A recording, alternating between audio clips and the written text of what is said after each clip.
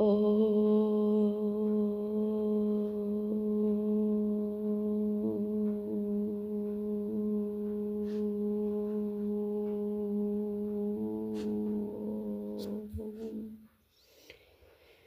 শান্তি।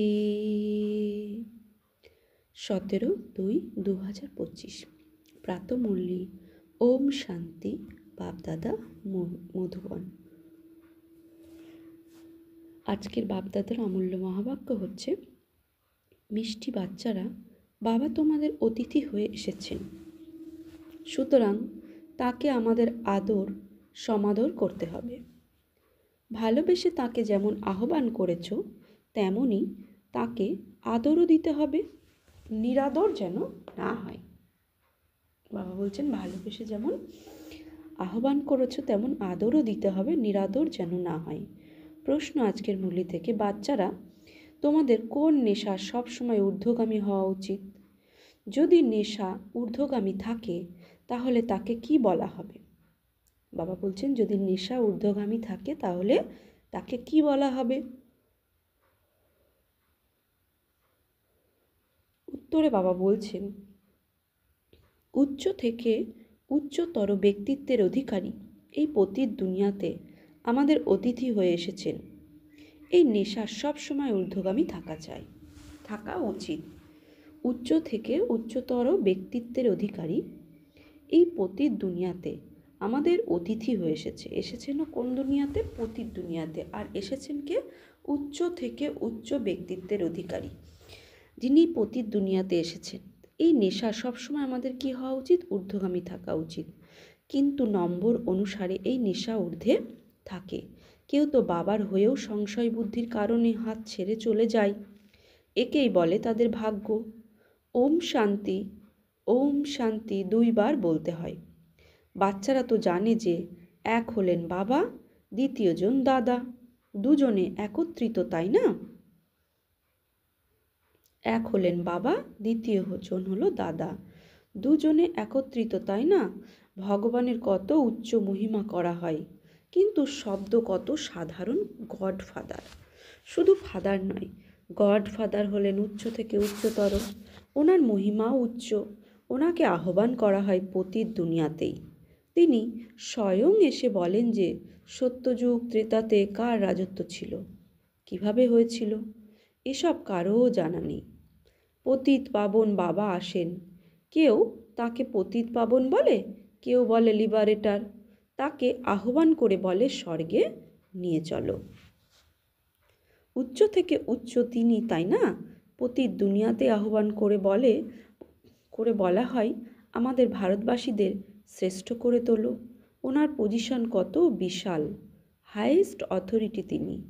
এই রাবণ রাজ্যের দুনিয়াতেই তাকে আহ্বান করা হয়। তিনি ছাড়া এই রাবণ রাজ্য থেকে কে মুক্তি দেবে? এই সব কথা যখন বাচ্চারা তোমরা শোনো, তখন নেশা ঊর্ধ্বে থাকা উচিত। কিন্তু এই নেশা ঊর্ধ্বগামী হয় না। মদের নেশা চড়ে যায়, এই নেশা অপূর্ণ থেকে যায়। অন্য নেশা চড়ে যায়, আর ঈশ্বরীয় নেশা যে ভগবান পরমধাম থেকে পতিত দুনিয়াতে আমাদের পবিত্র বানানোর জন্য এসেছেন, এই নেশা অপূর্ণ থেকে যায়। এখানে হলো ধারণ করার বিষয়, ভাগ্যের ব্যাপার। বাবা হলেন অত্যন্ত উচ্চ ব্যক্তিত্বের অধিকারী। তোমাদের মধ্যেও কারোরই নিশ্চয় থাকে। নিশ্চয় যদি সবার থাকতো তবে সংশয় এসে পালিয়ে যেত কেন? বাবাকে ভুলে যাই। বাবার হয়ে তার প্রতি কোনো সংশয় বুদ্ধি থাকা উচিত নয়। বাবা হলেন ওয়ান্ডারফুল। গাওয়াও হয়ে থাকে আশ্চর্যবোধ বাবাকে জানে, বাবা বলে ডাকে। আশ্চর্যবোধ বাবাকে জানে, বাবা বলে ডাকে। জ্ঞান শোনে, অন্যদেরও শোনায়। তারপর মায়া এসে সংশয় বুদ্ধি বানিয়ে দেয়। বাবা বুঝিয়ে বলেন যে ভক্তি মার্গের শাস্ত্রের কোনো সার নেই। বাচ্চারা, তোমাদের মধ্যেও কেউ কেউ মাত্র স্মরণে স্থায়ী হয়ে থাকে। তোমরা অনুভবও করতে পারো স্মরণে স্থায়ী হয় না। স্মরণ স্থায়ীভাবে স্থায়ী হয় না। আমরা আত্মারা হলাম বিন্দু, বাবাও বিন্দু। তিনি আমাদের বাবা। ওনার নিজের শরীর নেই। তিনি বলেন আমি এই শরীরের আধার নিয়ে থাকি। আমার নাম শিব, আমি পরমাত্মা, আমার নাম কখনো পরিবর্তিত হয় না। তোমাদের শরীরের নামের বদল হয়, শরীরের প্রতি নামকরণ করা হয়। বিবাহ হয়ে গেলে নাম বদলে যায়, তারপর সেই নামটাই স্থায়ী হয়ে যায়। বাবা বলেন, তোমরাও এটা নিশ্চিত করে নাও যে আমরা আত্মা। বাবা নিজের পরিচয় দিয়ে বলছেন, যখন দুনিয়াতে অত্যাচার আর গ্লানি শুরু হয় তখনই আমি আসি। কোনো শব্দকে তোমাদের ধরে রাখার দরকার নেই। বাবা স্বয়ং বলেন, আমাকে নুড়ি পাথরের ভিতরেও আছি বলে কত গ্লানি করে থাকে। এটাও নতুন বিষয় নয়। কল্পে কল্পে পতিত হয়ে গ্লানি করে, আর তখনই আমি আসি। কল্পে কল্পে এটাই আমার পার্ট। এর মধ্যে কিছুই অদল বদল হতে পারে না। ড্রামায় নির্ধারিত, তাই না? তোমাদের মধ্যে কেউ কেউ জিজ্ঞাসা করে, তিনি কি শুধু ভারতেই আসেন? শুধু কি ভারতই স্বর্গ হবে? হ্যাঁ, এ হলো অনাদি অবিনাশী ড্রামা। বাবা কত উচ্চ থেকেও উচ্চ পতিতদের পালনকারী বাবা বলেন, আমাকে আহ্বান করাই হয় এই পতিত দুনিয়াতে। আমি তো এভার পিওর, আমাকে তো পবিত্র দুনিয়াতেই ডাকা উচিত, তাই না? কিন্তু না, পাবন দুনিয়াতে আমাকে ডাকার প্রয়োজনই নেই। পতিত দুনিয়াতেই আহ্বান করে বলা হয়, তুমি এসে পাবন করে তোলো। আমি কত বড় অতিথি, অর্ধকল্প ধরে আমাকে স্মরণ করে আসছে। ভগবান বলছে, এই দুনিয়ার সব থেকে বড় অতিথিকে স্বয়ং ভগবান, যিনি এই পতিত দুনিয়াতে এসেছেন। তাই বলছেন, আমি কত বড় অতিথি, অর্ধ গল্প ধরে তোমরা আমাকে স্মরণ করে আসছো। এখানে কোনো বড় মানুষকে আহ্বান করতে হলে 1-2 বছর আগে থেকে ডাকবে। অমুকে এই বছর না হলেও পরের বছর তো আসবে, ওনাকে তো অর্ধকল্প ধরে স্মরণ করে আসছো। ওনার আবার সময় তো ফিক্সড হয়ে আছে, এটা কারোর জানা নেই। উচ্চ থেকে উচ্চ হলেন এই বাবা। একদিকে তো মানুষ ভালোবেসে বাবাকে আহ্বান করে, অপরদিকে তার মহিমাকেও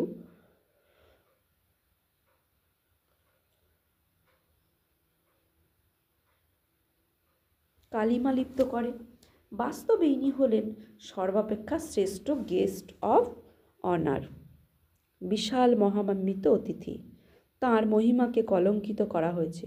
বলা হয়, ঈশ্বর নুড়ি পাথর সর্বত্র বিরাজমান, কত হাইয়েস্ট অথরিটি তিনি। আহ্বানও করা হয় ভালোবাসার সাথে, কিন্তু মানুষ হলো সম্পূর্ণ বুদ্ধু। আমি এসেই নিজের পরিচয় দিয়ে বলি, আমি তোমাদের ফাদার, আমাকে গড ফাদার বলা হয়। যখন সবই রাবণের কয়েদখানায় চলে যায়, তখনই বাবাকে আসতে হয়, কেননা সব ভক্ত অথবা ব্রাইডস সীতাদের লিবারেটার করতে। বলা হয়, সব ভক্ত অথবা ব্রাইড সীতাদের লিবারেট করতে ভগবান আসেন। বাবা বলেন, ব্রাইড গ্রুম রাম। এখানে কোনো একজন সীতার বিষয় নয়, সব সীতাদের রাবণের কয়েদখানা থেকে লিবারেট করেন। এ হলো অসীম জগতের বিষয়। এখানে হলো পুরনো পতিত দুনিয়া, এর পুরনো হওয়া, তারপর আবার নতুন করে শুরু হওয়া। এ হলো অ্যাকুরেট। এই শরীর ইত্যাদি শীঘ্রই পুরানো হয়ে যায়, কিছু বেশি সময় ধরে চলে। এসব ড্রামায় অ্যাকুরেট। সম্পূর্ণ 5000 বছর পরে আমাকে আসতে হয়। আমি এসে নিজ পরিচয় দিয়ে থাকি আর সৃষ্টিচক্রের রহস্য বুঝিয়ে বলি। কেউ আমার পরিচয় জানে না, না ব্রহ্মা বিষ্ণু শঙ্করের, না লক্ষ্মী নারায়ণের, না রাম সীতার পরিচয় সম্পর্কে জানে। ড্রামায় উচ্চ থেকেও উচ্চ অ্যাক্টর তিনি, বাকি সব বিষয়বস্তু তো মানুষকে ঘিরে। কখনো 8-10 ভুজাধারী মানুষ হয় না।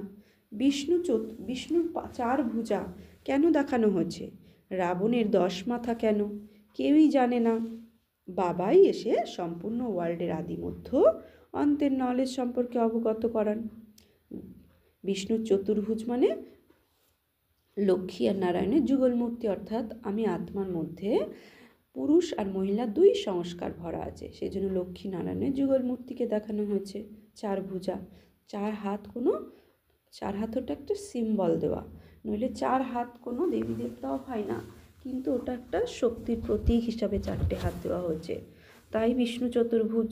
আর রাবণের 10 মাথা অর্থাৎ 5 বিকার পুরুষের 5 বিকার নারীর, সেই হিসাবে রাবণের 10 মাথা দেওয়া হয়েছে। এটাও সিম্বলিক অর্থে, নইলে 10টা মাথা কখনো কোনো দেহধারীর হয় না।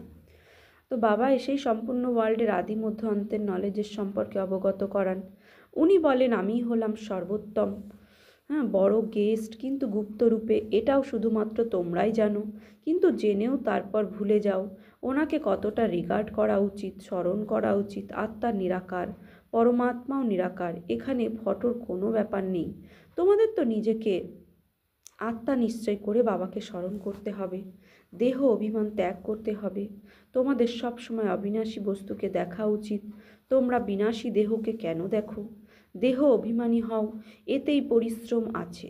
যত স্মরণে থাকবে ততই কর্মাতীত অবস্থা প্রাপ্ত করে উচ্চ পদ পাবে। বাবা খুব সহজ যোগ অর্থাৎ স্মরণ শিখিয়ে থাকেন। যোগ তো অনেক রকমের আছে, স্মরণ শব্দটি তো অনেক রকমের আছে। স্মরণ শব্দটিই যথার্থ। পরমাত্মা বাবাকে স্মরণ করার মধ্যেই পরিশ্রম আছে। খুব কম সংখ্যকই আছে যারা সত্যি বলবে যে আমি এত সময় স্মরণে থেকেছি। স্মরণ করেই না, সুতরাং বলতেও দ্বিধাবোধ করে।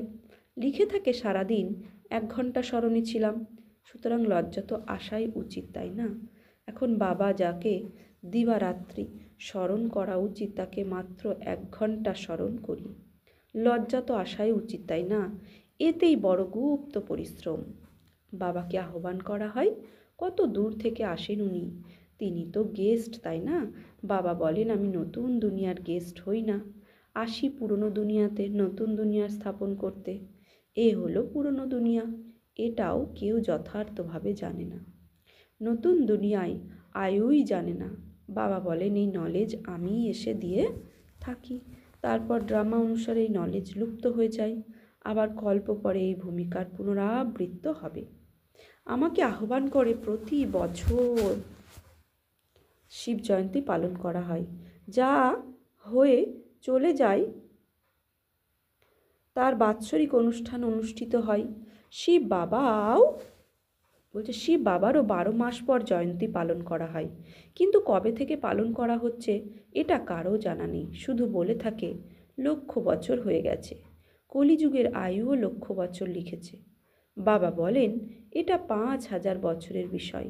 সর্বপ্রথম এই দেবতাদেরই ভারতের রাজ্য ছিল, সুতরাং বাবা বলেন আমি ভারতের অনেক বড় অতিথি। আমাকে অর্ধকল্প ধরে অনেক নিমন্ত্রণ দিয়ে আসছে। যখন খুব দুঃখী হয়ে ওঠে তখন বলে হে পতিত পাবন, এসো, আমি এসেওছি পতিত দুনিয়াতে। আমার তো রথ চাই না, আত্মা অকাল মূর্তি, তার আসন এটা। বাবাও অকাল মূর্ত, এই আসনে এসে বিরাজ করেন নিরাকার মহাজ্যোতি। শিব বাবা পরম পিতা পরমাত্মা 2 ভ্রুয়ের মাঝে এসেই বসে, ব্রহ্মার 2 ভ্রুয়ের মাঝে অকাল তখ্ত পর এসে বসেন, ওটাও তার অকাল সিংহাসন। তো বাবা বলছেন অকাল এখানে এসে উনি বসেন, কেউ শুনলে চমকে যাবে, এ বড়ই রমণীয় বিষয়।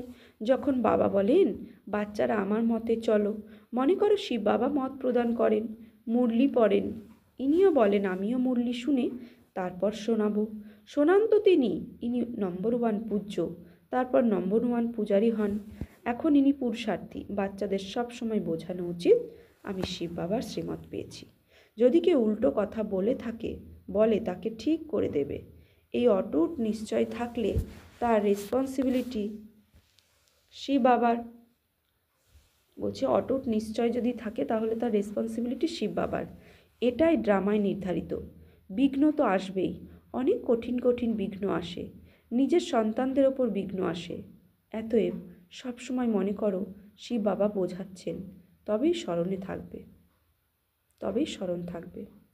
কিছু বাচ্চারা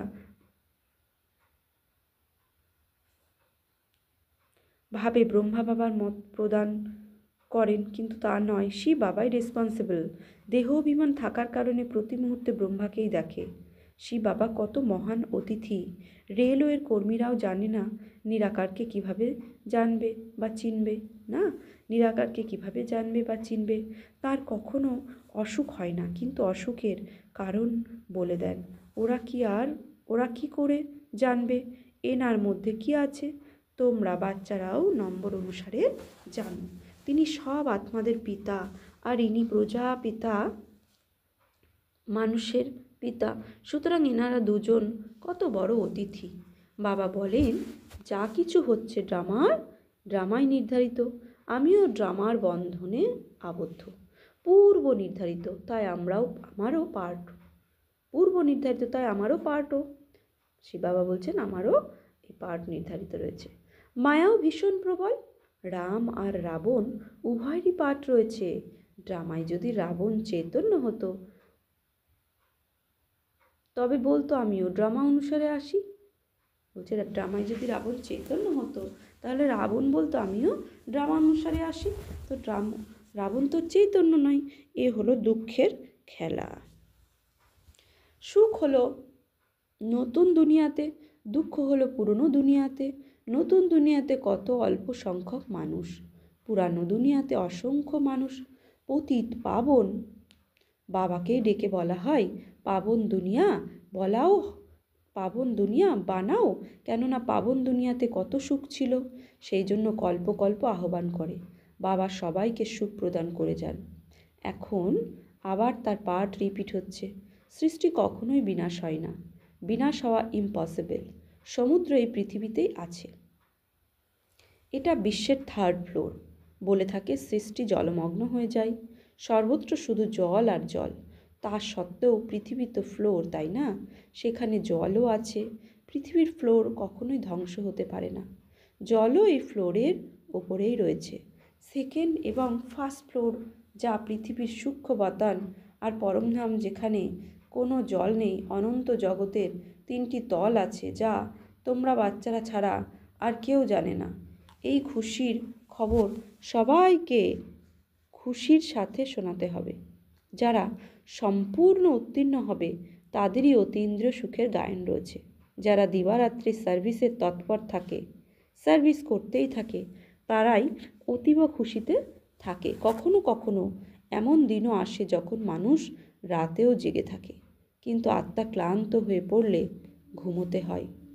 আত্মা ঘুমোলে শরীরও শুয়ে পড়ে, আত্মা না শুলে শরীরও শোয় না। আত্মাই ক্লান্ত হয়ে পড়ে। আজ আমি ক্লান্ত হয়ে পড়েছি, কে বলে? আত্মা বলে। বাচ্চারা, তোমাদের আত্মা অভিমানী হতে হবে, এতেই পরিশ্রম। বাবাকে স্মরণ না করলে দেহি অভিমানী, না হলে দেহ সম্বন্ধীদের স্মরণ এসে যায়। বাবা বলেন, তোমরা নগ্ন এসেছিলে, নগ্ন হয়েই যেতে হবে, অর্থাৎ শরীরহীন। নগ্ন মানে আমি আত্মা, বিদেহী স্থিতি। তো আমি শরীর রূপী বস্ত্রহীন অবস্থায় এসেছি, আমাকে শরীররূপী বস্ত্রহীন অবস্থায় যেতে হবে। তাই বলে নগ্ন এসেছিলে, নগ্ন হয়ে যেতে হবে। এই দেহের সম্বন্ধ ইত্যাদি ভুলে যাই, এই শরীর থেকে আমাকে স্মরণ করলে শতপ্রধান হতে পারবে। বাবা কত বড় অথরিটি, বাচ্চারা ছাড়া কেউ জানে না। বাবা বলেন, আমি দীনবন্ধু, সবাই সাধারণ, পতিত পাবন বাবা এসেছেন। এটা জানা নেই কত ভিড় হবে। বড় বড় মানুষ এলে কত ভিড় হয়ে যায়।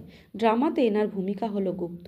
ধীরে ধীরে তোমরা যত অগ্রসর হবে তোমাদের প্রভাব বৃদ্ধি পাবে এবং বিনাশ সংগঠিত হবে। এমনই তো কিছু পাওয়া যায় না, স্মরণ করলে বাবার পরিচয় পেয়ে যাবে। সবাই পৌঁছাতে পারবে না। যেমন যেসব কন্যা মাতা পরিবারের শৃঙ্খলে আবদ্ধ থাকে, তারা বাবার সাথে মিলিত হতে পারে না। কত অত্যাচার সহ্য করতে হয়। বাবা কি বলছেন? যেমন যেসব কন্যা মাতা পরিবারের শৃঙ্খলে আবদ্ধ থাকে, তারা বাবার সাথে মিলিত হতে পারে না, কত অত্যাচার সহ্য করতে হয়, বিকার ত্যাগ করতে পারে না। বলে সৃষ্টি তবে কিভাবে চলবে? বাবা বলেন, সৃষ্টির বোঝা কি বাবার ওপর নাকি তোমাদের ওপর? বাবাকে জেনে গেলে এরকম প্রশ্ন করবে না। তাদের বলো, সবার আগে বাবাকে তো জানো, তারপর সব কিছু জানতে পারবে। বোঝানোর জন্য যুক্তি চাই। আচ্ছা, মিষ্টি মিষ্টি হারানিধি বাচ্চাদের প্রতি মাত পিতা বাপদাদার স্মরণে স্নেহ সুমন আর সুপ্রভাত। আত্মাদের পিতা তার আত্মারূপী বাচ্চাদের জানাচ্ছে নমস্কার। আমরা আত্মারূপী বাচ্চারা আত্মারূপী বাপদাদাকে জানাচ্ছি নমস্কার, সুপ্রভাত, ধন্যবাদ। ধারণার জন্য মুখ্য সার: সবসময় হাইয়েস্ট অথরিটি বাবার স্মরণে থাকতে হবে। বিনাশ দেহকে না দেখে দেহি অভিমানী হওয়ার পুরুষার্থ করতে হবে। স্মরণের প্রকৃত চার্ট রাখতে হবে। 2, দিবারাত্র সার্ভিসে তৎপর থেকে অপার খুশিতে থাকতে হবে। দিবারাত্র সার্ভিসে তৎপর থেকে অপার খুশিতে থাকতে হবে। 3, লোকের রহস্য সবাইকে উৎফুল্লতার সাথে বোঝাতে হবে। শ্রী বাবা যে শ্রীমত দেন তার প্রতিটি অটুট নিশ্চয় রেখে চলতে হবে। কোনো বিঘ্ন শ্রী বাবা যে শ্রীমত দেন তার প্রতি অটুট নিশ্চয় রেখে চলতে হবে। কোনো বিঘ্ন এলে ঘাবড়ানোর উচিত নয়। রেসপন্সিবল শিব বাবার, সেই জন্য সংশয় যেন না আসে। বরদান: শ্রেষ্ঠ বেলার আধারে সর্বপ্রাপ্তির অধিকারের অনুভবকারী পদ্মা পদম ভাগ্যশালী ভব। শ্রেষ্ঠ বেলার আধারে সর্বপ্রাপ্তির অধিকারের অনুভবকারী পদ্মা পদম ভাগ্যশালী ভব। যারা শ্রেষ্ঠ বেলাতে জন্ম নেওয়া ভাগ্যশালী বাচ্চা, তারা কল্প পূর্বের টাচিংয়ের আধারে জন্ম নিতেই নিজের আপন অনুভব করে। তারা জন্ম নিতেই নিজের সকল প্রপার্টির অধিকারী হয়। যেরকম বীজের মধ্যে সমগ্র বৃক্ষের স্বর সমাহিত হয়ে থাকে, সেই রকম নম্বর 1 বেলাতে জন্ম নেওয়া আত্মারা সেই সর্বস্বরূপের প্রাপ্তি খাজানার অনুভব হয়ে যায়। তারা কখনো এরকম বলে না যে সুখের অনুভব হয়, শান্তির নয়। শান্তির হয়, সুখের বা শক্তির নয়। সর্ব অনুভবের দ্বারা সম্পন্ন হয়। স্লোগান: নিজের প্রসন্নতার ছায়ার দ্বারা শীতলতার অনুভব করার জন্য নির্মল আর নির্মাণ হও। অব্যক্ত ইশারা: একান্ত প্রিয় হও, একতার একাগ্রতাকে ধারণ করো। সর্বসম্বন্ধ সর্বরসবোধ একের সাথে গ্রহণকারী একান্ত প্রিয় হতে পারে। যখন একের দ্বারা সর্বরসবোধ প্রাপ্ত হতে পারে তো অনেকের কাছে যাওয়ার প্রয়োজন কি? কেবল এক শব্দ স্মরণে রাখো তো তাতে সমগ্র জ্ঞান এসে যাবে, স্মৃতিও এসে যায়, সম্বন্ধও এসে যায়, স্থিতিও এসে যায়, আর সাথে সাথে যা কিছু প্রাপ্তি হয় সেই সব এই এক শব্দের দ্বারা স্পষ্ট হয়ে যায়। একের স্মরণ, স্থিতি একরস, আর সমগ্র জ্ঞানও একের স্মরণেই প্রাপ্ত হয়। প্রাপ্তিও যা কিছু হয় সেগুলো একরস থাকে। আচ্ছা, আজকে সমান নেব আমি সর্বপ্রাপ্তির অধিকারী পদ্মা পদম ভাগ্যশালী আত্মা। সর্বপ্রাপ্তির অধিকারী পদ্মা পদম ভাগ্যশালী আত্মা ভব। ওম শান্তি।